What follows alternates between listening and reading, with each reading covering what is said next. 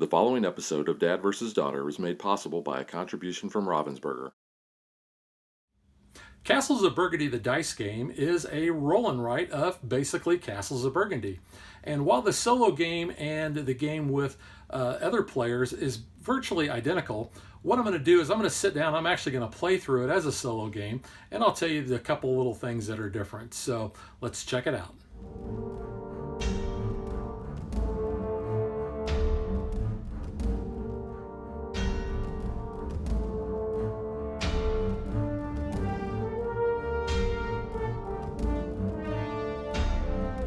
Now this is a roll and write, so we are going to get a nice thick pad of sheets to use, and the sheets come in 4 different flavors.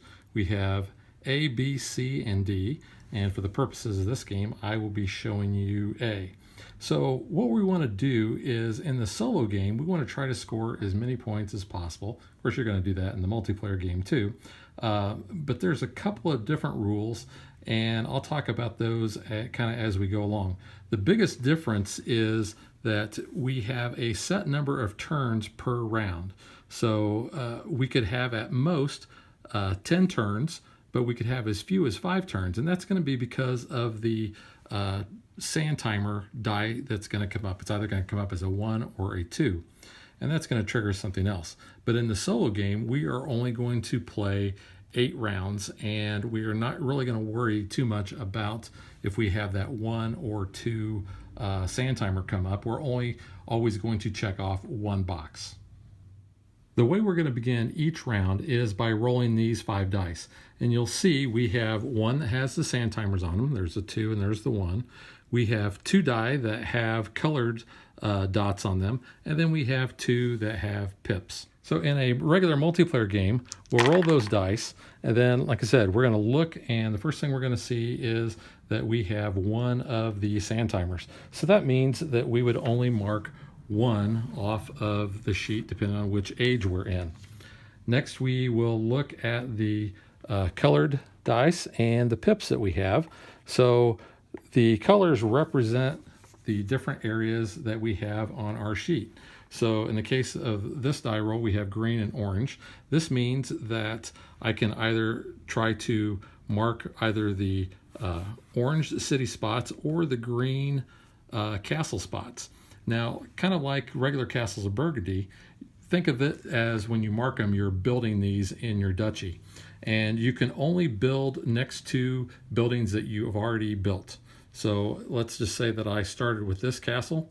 Then I would have to, on that roll, I would have to either mark these oranges, these 2 oranges here, or this orange up here. Let's talk about how you go about marking. Now, this is determined by the color and the pips that you roll. So if I rolled a purple 1 or 2, I could mark the monasteries, which are the purple spots. If I rolled a gray 3 or 4, I could mark the mines. If I rolled a blue 5 or 6, I could mark the blue river routes. If I had any orange and any number of pips, I could start building in the orange spots. Now, however, this has a restriction of all the orange spots have to have different pip numbers on them. The castles, if I rolled a green, have to equal one of the numbers that is adjacent to that castle. And then the pastures here all have to have the same number. So if I put a 3 there, I would also have to put a 3 there. Now, these restrictions are all based on the areas that you're trying to mark. If, say, I put a 3 in this spot, and then I wanted on a future turn to claim these over here, I could put a different number. Same with the oranges. Now, when you complete a section, so let's just say that I completed this 2-size purple area, I would then be able to claim one of the monks, and I would circle that. Now, the monks give you a special ability in that you can change the color of any of the colored die that you rolled. You don't actually change the die face because other players would have access to that, but what you would do is just say, hey, I'm going to make that orange into a blue, for instance. When you finish one of the gray mine areas, you're going to get a silver. A silver is going to allow you to basically build twice on your turn, and I'll talk about that when that comes up.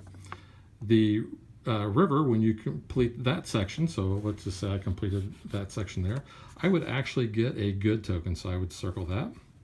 When I complete an orange area, I am going to get a worker, so I would circle the worker area. Now the castles, now I'm going to start with a starting castle, so whichever one I pick, I'm going to circle that bonus. You'll see it's either a monk, a silver, a good, or a worker. And then whichever castle I complete, you'll notice the castles all have the different spots on them. Whichever castle I complete, then I would circle that. And then the pastures, whenever I complete that, then I'm going to get double the points.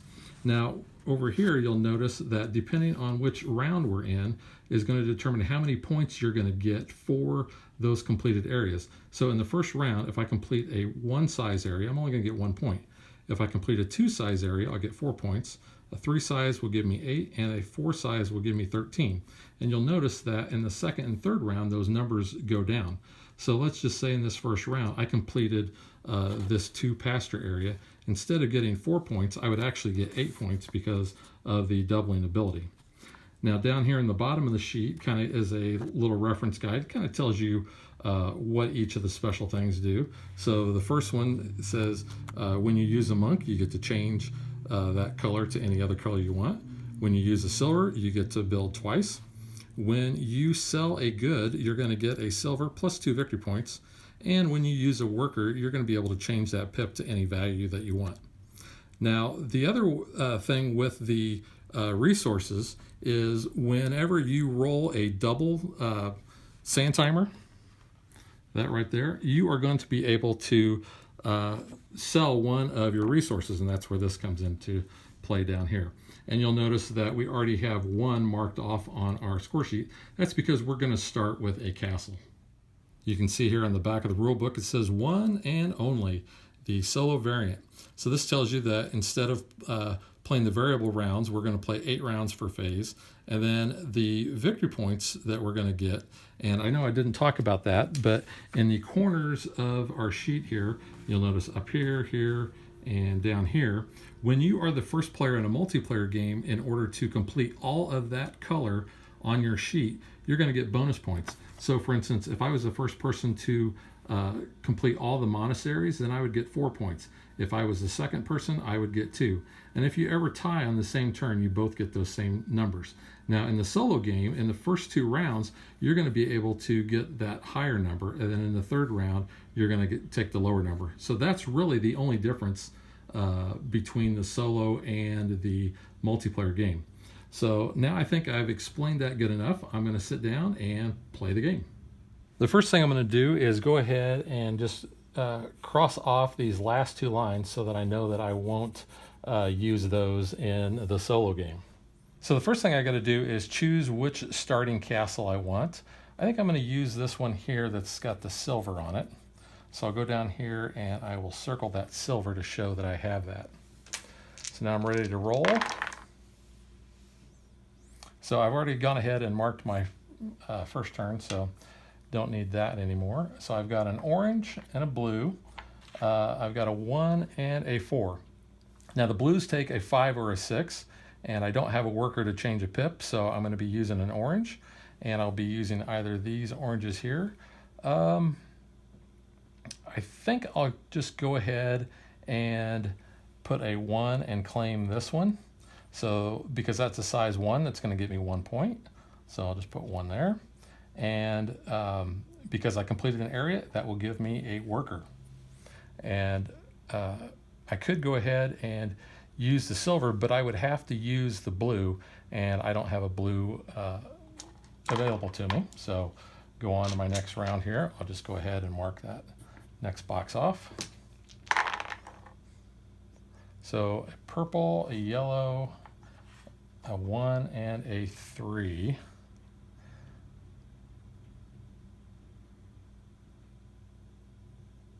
So the purples need a 1 or 2, so that's good. I'm going to go ahead and build here with that 1. And then ready for my next turn.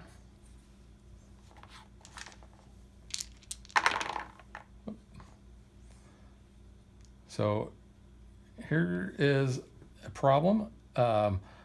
Since I have 6s, and I have a green and a purple. Can't use a 6 for a purple, but I could use one of my workers to make that purple something else, and I think I will. So I'm going to cross that worker off to show that I've used him, and since that purple has to be a 1 or 2, I'll just make that 6 into, let's just make it a 2. I'll claim that area there. So because I finished that area, I'll get a monk, so I'll circle that up there. And because I completed a size 2, I will get 4 points. And ready for my next round. Okay, so I have a blue 5, which I could use, but I'm not, no, I am adjacent up here. Or I could put a orange 1 down here. I think I'm going to try to complete this because this will give me the most points. So I'm just going to go ahead and put that 1 right there. And ready for my next turn. Cross that off. So a 4 and a 6 and a blue and an orange. So I'm going to go ahead and use that orange 6 and just put it right over there. So next turn.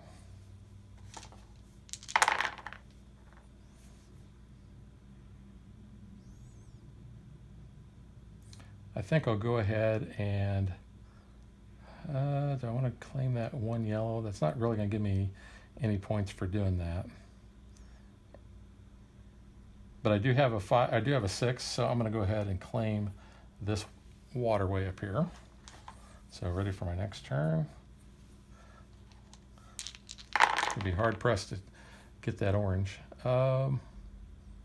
Actually, I'm not, because I'll use my monk to make that gray into a orange, and I'll just make this a 3. So that completes this area. So I'll get a worker for that, and that is a size 3. So I'm going to get 8 points for that. And now for my last turn.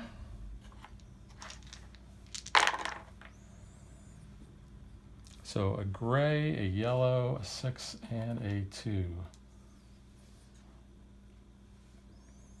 So I think about the only thing I can do is go ahead and claim this pasture here. So I will use, let's go ahead and just use a 2 there. And that's going to give me, normally give me 1 point, but because it's a pasture, I get 2 points for that. Now I'll go ahead and I'll tally all these points. So I have 1 plus 1 is 2, plus 4 is 6, plus 8 is 14, plus 2 is 16. So 16 points for first round, that's not too bad. Okay, starting round 2, just go ahead and mark off that first box. So I've got greens, and I do have a 2, so I will go ahead and I will claim this castle here, which will give me a monk. And because I completed a level or a size 1, I'll get 1 point for that. And now if I had any of the resources, because I had the double hourglass come up, I could sell it. And also in a 2-player game or a multiplayer game, I would have actually marked 2 spots off here instead of just 1 because of the hourglass. But since I'm playing the solo, each one is always 1. So ready for my next turn. So 3, 4, and a purple and an orange.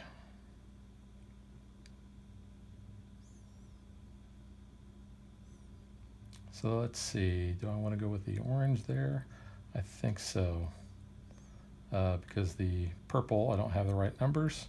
I could use a worker and go down here if I wanted to, but I want to try to complete this area here. So I'm just going to go ahead and make this a 3. And next turn.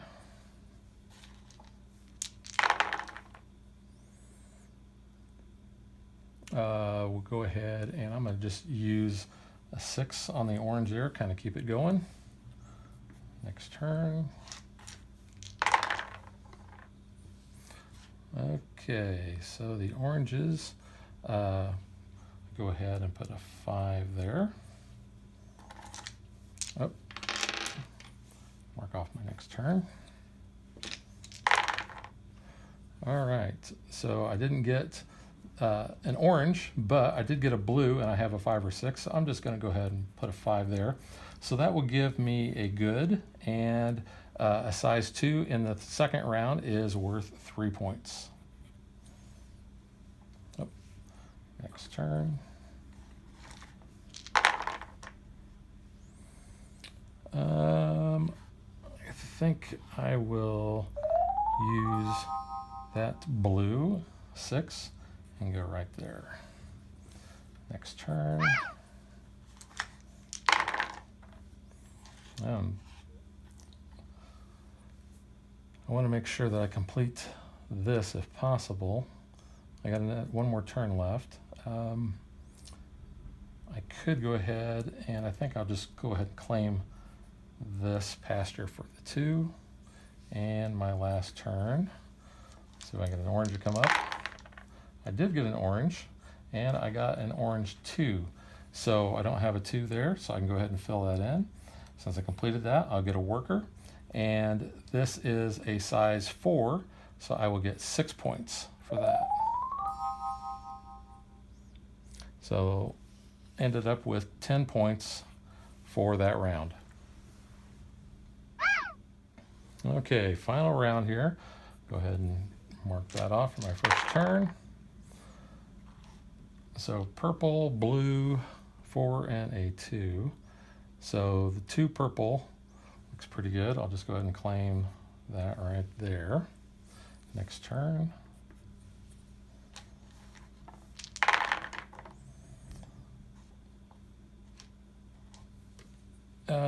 Unfortunately, since I'm in the last phase, I'm not going to get the big bonuses for completing the orange, so which would give me 3 points. So I do want to do that before the game's over. But let's see. I'm not adjacent to that, so I can't build there. I could use a worker to, and I can sell this good.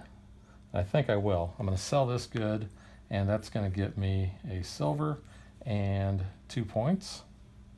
And then I'm going to go ahead and I'm going to use this worker, and I'm going to change that 4 into a 5. So I complete that area, so I will get another resource. And then, let's see. Because that was a size 2, I'm going to only get 2 points for that. Oops. Go ahead and mark my turn off there. So unfortunately, I don't have anything good in this. I still have a monk available. So I think I'm going to change one of those colors, use the monk, and make that a yellow. So just cancel that monk there. And because I have a 2, I can complete this. So a 2 would normally get me 2 points. It's going to get me 4 points for the pasture. And my next turn, I have a double. So I will go ahead and I'm going to sell this resource, which would get me 2 more points and another silver. I could claim this green castle for 2, which I think I will, which will give me another worker there. And whoops, actually I shouldn't have circled that one. I should have circled this one. So let's remember that this one's actually not circled. I will go ahead and I'm going to use a silver, and you can only use one special thing on a turn when you're doing the build. So I'm going to go ahead and I'm just going to cross off this silver that I have down here, and I'm going to claim this purple 1 here, which completes that area. So I will get a monk, and because it is a size 2, it will get 2 points. Ready for the next turn. So all I have are purples, a 3 and a 6.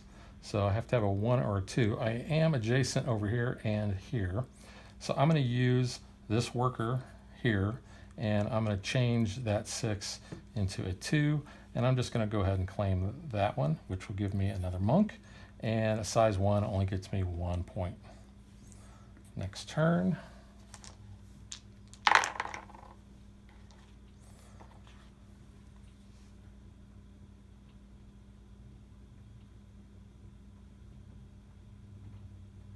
So because I have a 3 adjacent to this castle, I will go ahead and use that. So that will give me my third.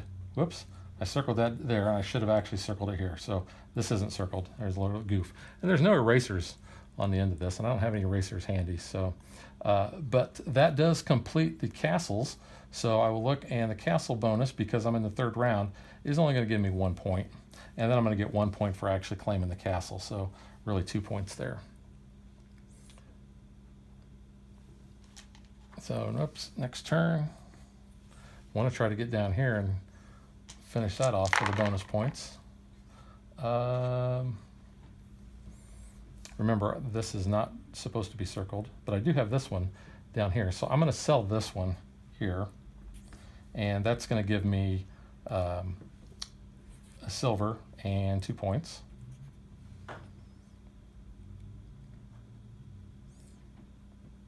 I do have 1 worker left, because remember, that one's not actually supposed to be circled. So I'm going to do that. I'm going to use that worker there, and I am going to change. Actually, I don't have to use that worker, because I could go here. So now this is circled since I accidentally crossed that out. So I'm going to go ahead and put a 6 there. So now I can get to that orange if I need to. Plus, the blues would give me 2 points. So this is my last turn. Didn't use my silvers as well as I probably should have. So I don't actually have that to sell. Remember, I made a goof when I circled it down here. But I can complete the water. So I'll go ahead and do that there. So now I've completed all of the water sections. I would actually get this good now, and because I completed the water, it's a size 2, that's going to get me 2 points. Now the rule book is a little unclear on the timing of selling the commodities.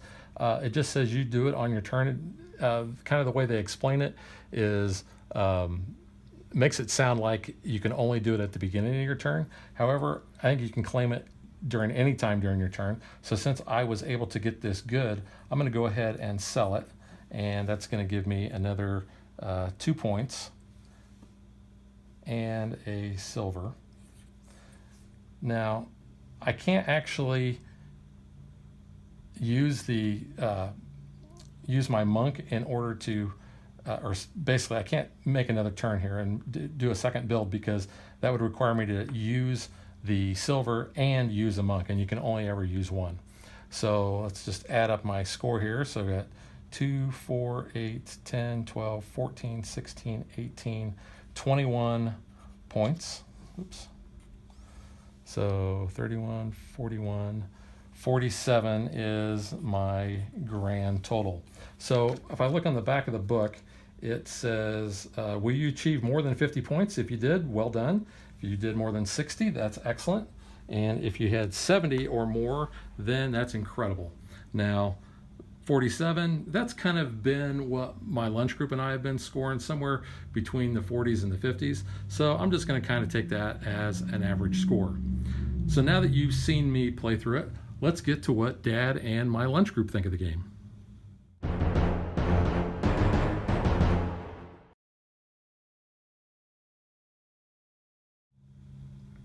This has been a fun little game. We play a game anywhere from around 30 to 35 minutes. So sometimes we're able to get a couple of games in over lunch. You can see that the box is very small, so it makes it nice to just throw it in a backpack and carry it around that way. The game plays super fast regardless of the number of players. It plays basically 1 to 5. I just showed you the solo. But we've played it with 5 players before, and because everybody is taking their turns simultaneously, there's really no downtime. You're not waiting on anybody else. before the next person makes their turn. What my buddy Dwiggy said was, this is a game where we roll dice and everyone mumbles, because at our table it seemed like everybody, after when we roll the dice, we'd pretty much talk to ourselves about what we were doing. Oh, I'm going to place this one here, I'm going to do this.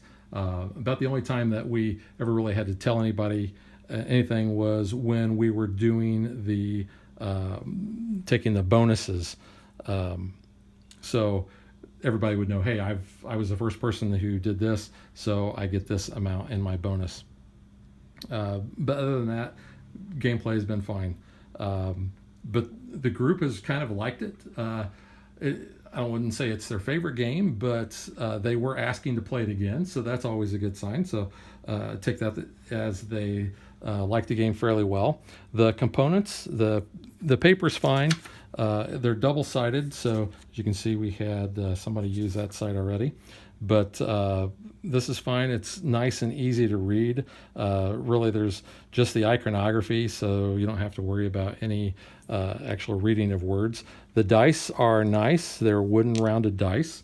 They're nice and easy to read. The colors are pretty good on that. The game does come with 5 little pencils. I wish that they had some kind of eraser, or that they would have made these sheets dry erase and included dry erase markers. And probably what I will do before I get to the very end, because like I said, there's A's, B's, C's, and D's in this big, thick pad that you get. When I get to the point where I am out of A's, or almost out of A's, I will probably laminate those so that I have at least 5 of those, so we can play those again. Otherwise, not sure how you would go about getting replacement ones. There might be on the web and you just print them off. I don't know. I haven't actually looked into it that way. The rule book is very concise, and kind of like all of the Ravensburger rule books, you'll see that it's got most of the info on this side, and it's kind of got the Cliff Notes version, so you can easily check for that. But like I said, the solo game and the multiplayer game pretty much play identical. And in fact, I even told one of my buddies when I was explaining this that this is kind of like a solitaire game, because you sit down, you're pretty much doing your own thing. There's nothing that you're really competing with against anybody else, except for those bonus points in completing the areas themselves. So it does make for a pretty good solo game. You saw it took me 10 minutes to sit down and actually play it. And I'm not a big solo game guy, so I don't really see myself playing this a lot solo, or probably even ever again. But that's because I always prefer to play with other people. But like I said, I've enjoyed this. My lunch group has enjoyed it, so I will recommend this. And as far as how this ranks with the other Castles of Burgundy game, this does scratch that same itch as the original board game, because of basically filling this in, but it's a fraction of the time. Now, Castles of Burgundy card game, it was fine, but it was a table hog, and I didn't get the same feeling for that. So if I had to rank them, I would always say that the board game comes first, and then the dice game, and then the card game. However, if you're on a crunch for time, this is a very good filler. So that is the Castles of Burgundy, the dice game, and we will catch you guys next time.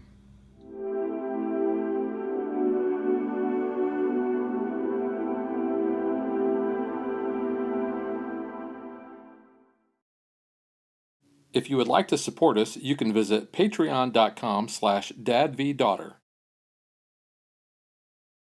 Like and follow us on Facebook to stay current on our show schedule, sneak peeks at future shows, and to interact with us.